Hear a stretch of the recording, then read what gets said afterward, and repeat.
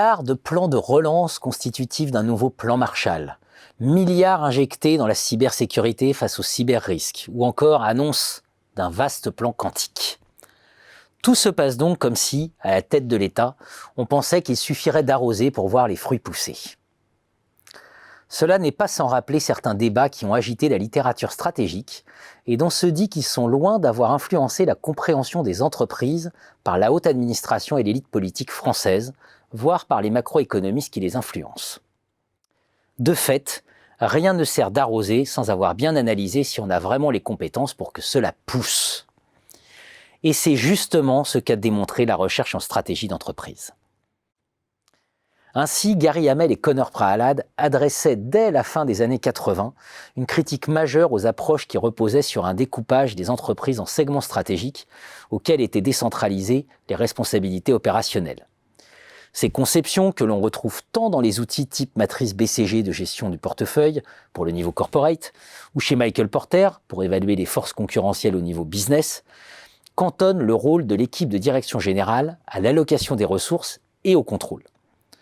Ce que leurs travaux ont démontré, c'est combien ceci est définitivement insuffisant.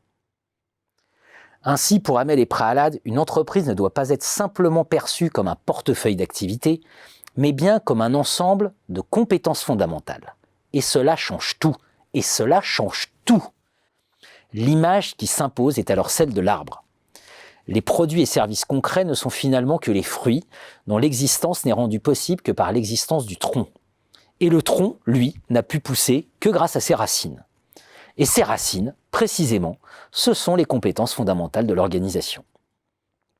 Le sommet stratégique ou la direction générale d'une entreprise ou d'un groupe de société est donc invité par nos auteurs à se donner pour tâche prioritaire l'identification, la création, l'exploitation de ces racines qui constituent les compétences fondamentales de l'entreprise, puis à assumer une logique dominante propre à guider, sur la durée, les choix stratégiques comme la capitalisation d'actifs de valeur.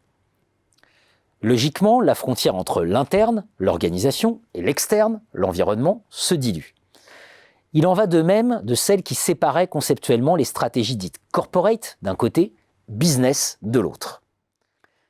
C'est pourquoi, en prolongement de cette idée, deux autres auteurs, David Collis et Cynthia Montgomery, ont proposé une nouvelle représentation conceptuelle et théorique du problème de la formulation d'une stratégie corporate, qui intègre la question de son articulation avec les stratégies de niveau business. Ainsi, concevoir une stratégie corporate, propre à fournir un avantage corporatif, exige de raisonner autour de trois pôles.